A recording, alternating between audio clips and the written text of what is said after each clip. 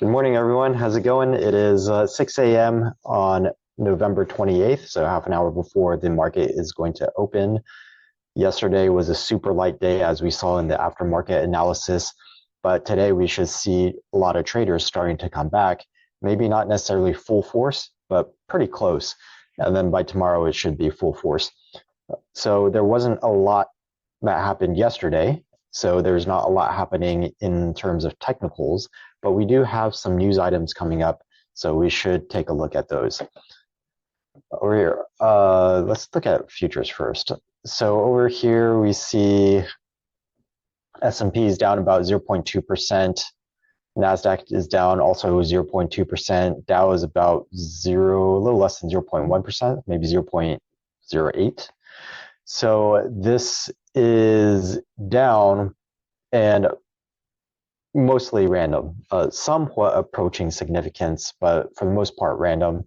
Let's take a quick look at futures and see how they traded so far in their session. Down. So we can see that they traded down starting from a few hours ago, up initially because they traded down overnight, and then they traded up, consolidated, and then it came aggressively down and recovered some, but now we're on the downswing again. So there is a downward bias this morning for sure. And that could change though, because we do have consumer confidence coming up. So with consumer confidence coming up half an hour after the open, I wouldn't get too aggressive in the first half hour of trading. I would definitely wait and see. So let's draw our lines on the S&P 500. We have the previous close, previous low, and they're still relevant. Okay, so if we look over here, we can get a purple line at this low. So we had a nice large range of pre-market trading. And we already have a previous low. We have this one right here. Okay, so we'll see how it trades in the first half hour. We will most likely get the opening bell volatility, and then we'll see what happens at 7 o'clock with that consumer confidence report. That definitely does have the potential to send markets moving in one direction or another. We definitely want to watch that level before making huge trading decisions. So normally we would wait for about an hour, half an hour to an hour for the opening volatility to settle down anyways. So today especially, I would wait, because even if I pick, unless I get a really good directional move, if I'm day trading, I get a really directional move in the first half hour, I would be out in the first half hour before that news report hit. Other than that, we have not a whole bunch of speakers. I doubt they'll say anything that'll move markets. Right now, the Fed isn't as relevant. The bond market is just basically has already decided what the Fed is going to do. So these guys, they're not the chairman. They're just voicing their opinions. They're not necessarily going to say anything that different than what the minutes had said last week. So or was it last week or the week before? But it was pretty recent. So there's not, their impact isn't going to be very high. Tomorrow, GDP is going to be huge. International trades and goods will be big. So today, consumer confidence, tomorrow, GDP, those are going to be big news items and movers, forces in the market.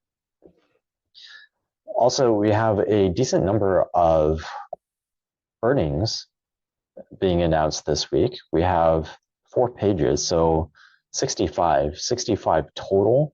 That's not a huge amount, but it is a fairly significant amount. And in the S&P 500, we have some pretty major companies. They're not super, super high in terms of market cap necessarily, except for a couple of these like Salesforce, would be really big. Intuit would be really big.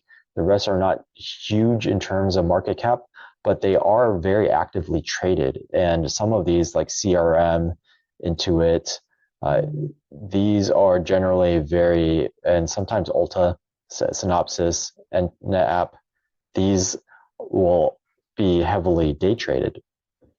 So these will be still significant earnings reports with this week, and I would be trading earnings this week. I wouldn't mind trading some of these. So I could be looking at some earnings trades with these names. Maybe I'll do a demo of some earnings trades on these names. So we do want to watch out for earnings, especially over here, Salesforce, market cap of 219 billion, and then we've got Intuit 157 billion. So these will be important, especially since both of these are in tech. With the curving down of QQQ, we saw that yesterday. It's got flattening, I guess, and QQQ is just flattened, and SPY is curving down. So QQQ flattening, if we see weak earnings in those two, that could help drive this a little bit lower.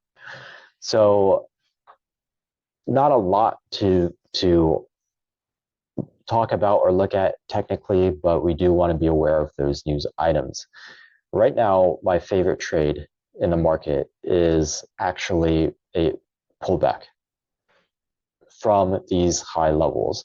You've heard me over the last 2 weeks talk about this, how this is too much too fast, and then we went even higher, even more too much too fast. Now we're finally consolidating, and we don't necessarily have to pull back.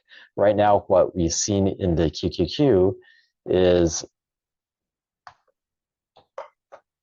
I don't know why this isn't expanding. Expand. Let's reload this. Right now, what we see in the QQQ is that we've come up and we touched that +3 ATR Keltner channel, and we've moved sideways for 2 days to the point now where it's touching the +2 Keltner channel. So even though we only traded sideways, in terms of Keltner channels, we've moved down 1 level. Well, that could continue to happen. If we just keep consolidating for another week or two, then we would touch the +1 ATR Keltner channel. And that's a possibility that this is going to happen. Right now, the probabilities are starting to swing more and more towards that pullback. And I don't want to reiterate all the reasons I've been giving for the last 2 weeks, but I just keep getting more and more evidence of a pullback. The latest one is a news item out of JP Morgan. So let me see if I can find it. JP Morgan retail sales equities, not sales, retail equities buying increase.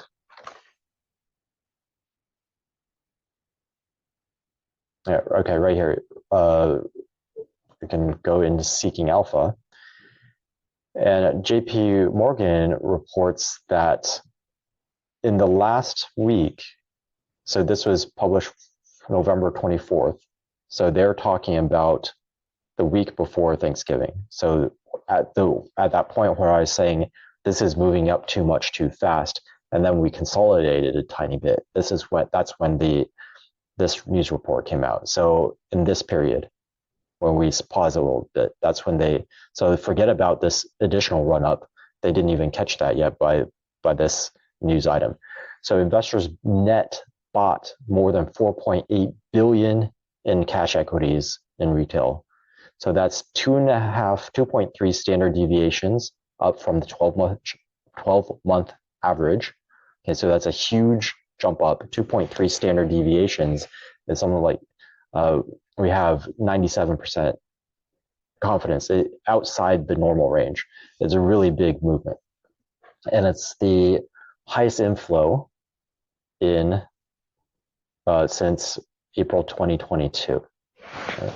So what that means is that the retail traders in this run-up, they got really excited and they put in 2.3 deviations beyond what is normal for them to put in. And unfortunately, one of the most reliable predictors of a market top is when you have a huge influx of retail cash. And one of the most reliable indicators of the bottom is when you have a huge outflow or a huge number of sales from retail traders. So that is just another data point where over here, we already had a very extreme number of people from the retail side buying into this market.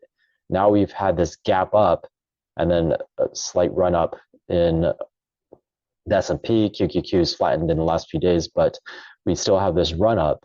So it really does look like a market top. Now, what's a market top?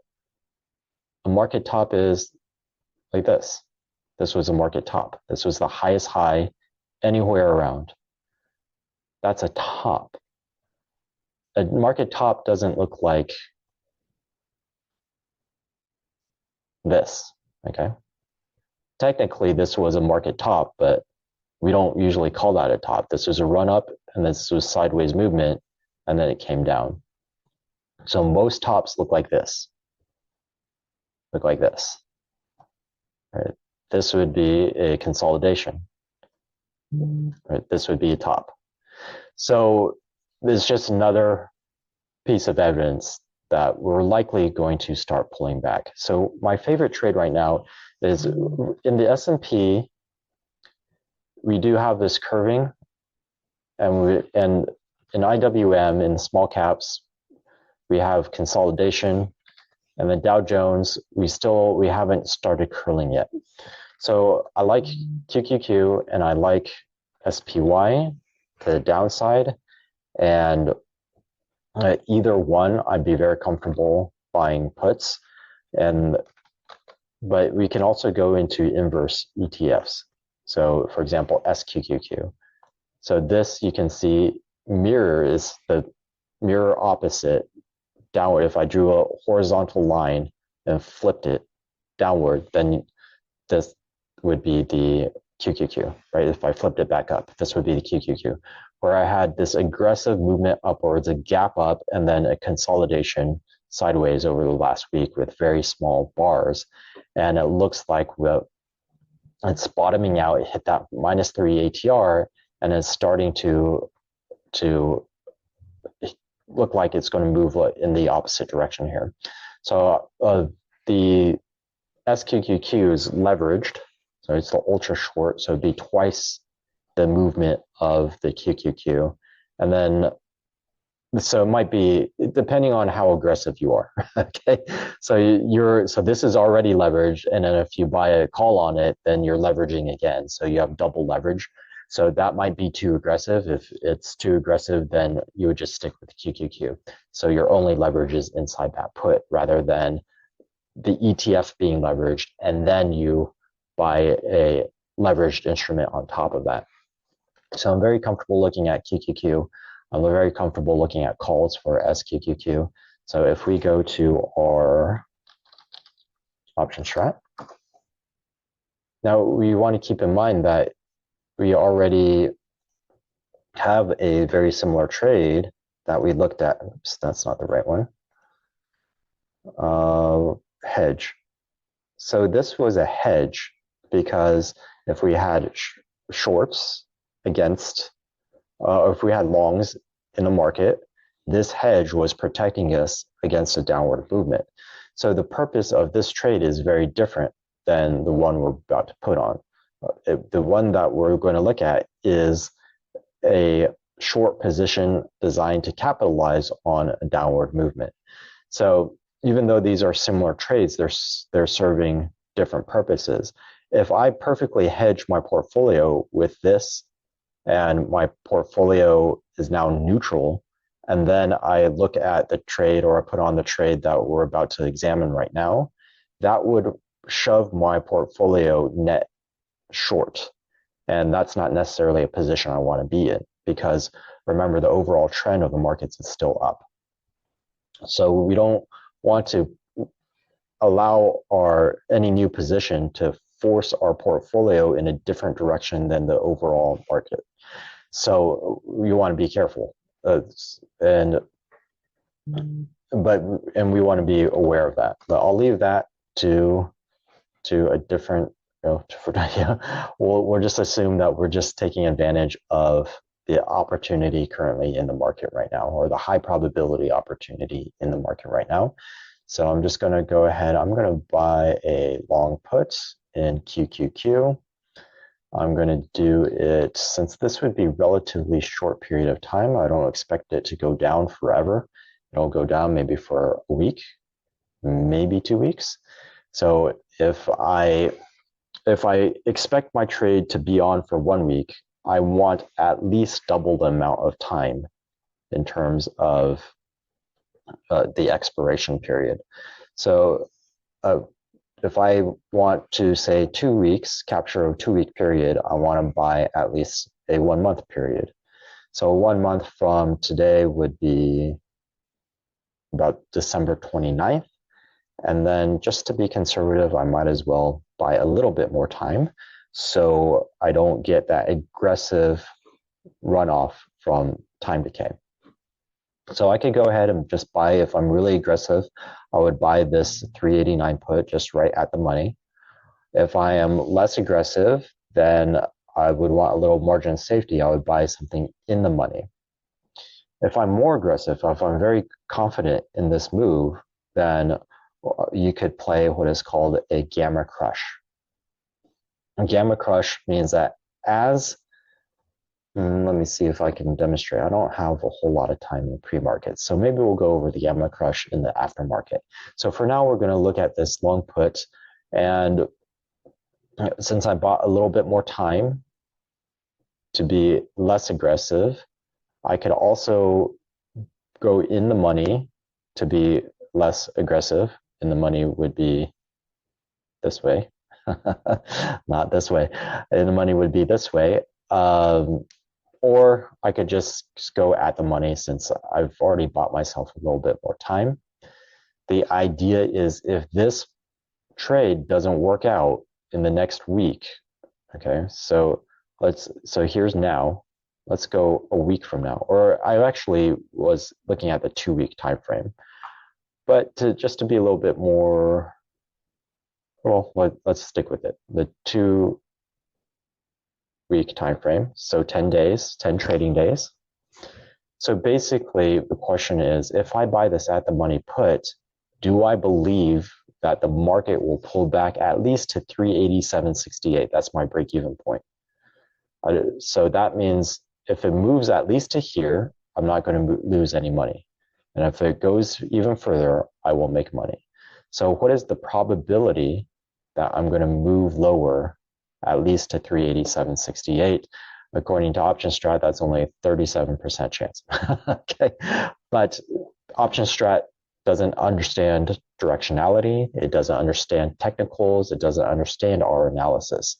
It only is going purely by the volatility that's priced into the market.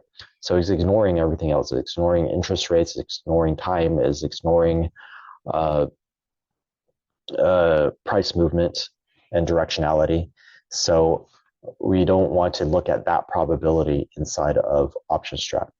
So 387.68, we'll just draw a line right here. Was that the line? That's weird. 387.68. Okay, can I get below this blue line? We're already there. We're already at that blue line, right? So we should be very comfortable with it, believing that this can move down below this blue line within the next 2 weeks. Let me just make sure that's correct. 387.68, because that looks super, super close. Yeah, so that's less than $1, 1.5 below, less than 1.5 below where we are right now in the QQQ. So it's totally, totally believable. It could happen today. We could get below that line. So this is a very good trade, and it would be very profitable if we move even just a little bit below that 387.68 mark. So this looks like an excellent high probability trade, high reward to risk ratio trade right here. So I'm going to go ahead and save that. This is going to be the pre-market for 11/28/2023. Okay, so we are about 10 minutes before the market opens. So let's just prepare ourselves, just be ready. Okay, like I said, don't let this trade that I just showed you influence your activity in the market. Go back to the beginning of this video where I said, we've got this major report coming out after the first 30 minutes of trading. We're going to expect that market to trade with some volatility in the first half hour, and that volatility could increase because of that report at 7 o'clock. And then we could get a very strong direction depending on the report after 7 o'clock. And whatever that direction is going to be the dominant direction, at least for a couple of hours. And oftentimes the initial, we talked about how the initial reaction is the wrong direction. That's usually in context of the Fed, not necessarily in all economic reports. But what we want to see is that initial reaction will have force and movement in a certain direction. You can watch that. And then at some point, we'll probably pull back to an important level and either break through it or move beyond it. And then that's the direction that we're going to see. Just in the overall markets right now, we are biased to the downside. And our viewpoint from a technical standpoint is on a longer than a daily basis, on a 1 week basis to 2 week basis, we are also biased to the downside. So just keep all of that in mind. Don't get excited by a trade example that I showed you and just trade with your plan in place, with everything pre-planned instead of reactive. It's like, oh, look at this great opportunity. Let me just go and invest or go and trade. No, we want to plan everything out, plan your exit, plan your exit, plan your entry.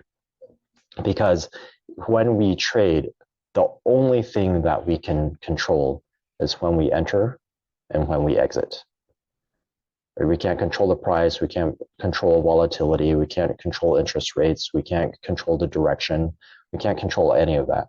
The only thing I can do is control when I enter and I control when I exit.